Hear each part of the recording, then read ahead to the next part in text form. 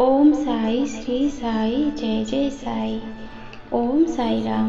आज साई संदेश रे बाबा कहते आज तोर ये जो कठिन समय चली तू बहुत कांदुचु आ तो मनरे बचाई कौन से आशा ही रखिनु, किंतु दिन आसब तू भाविबु बाबा ठीक कथा कहते ये कठिन समय ही मते जीवन में बंचवा शिखई।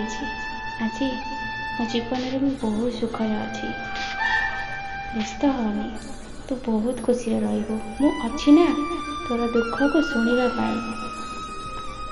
आज ए साई हेउची तोर बापा माँ भाई बंधु सब किछि। तोर जहाँ समस्या अच्छी तू मो आगे तो मन कथा सब खोलिक कहबू।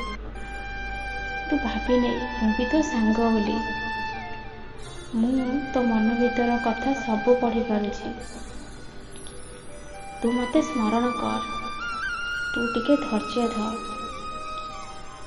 मु तो पाई रास्ता तैयारी करुछि।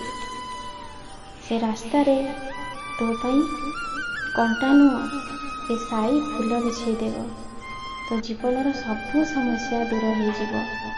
किंतु तू मते कथा दे, तू सब बेले कांदुछु, तू आ जमार भी कांदबुनी।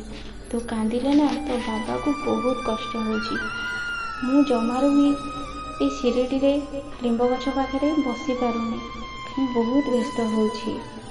तू चिंता करनी, बहुत जल्दी तोर सबू संघर्ष शेष हो जिवो।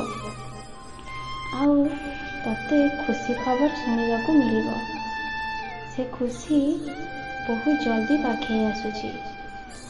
तू आज जो काम करने को चाहू तू कर, तू से निश्चय जीतबू आ तोर मनस्कामना भी पूर्ण हो।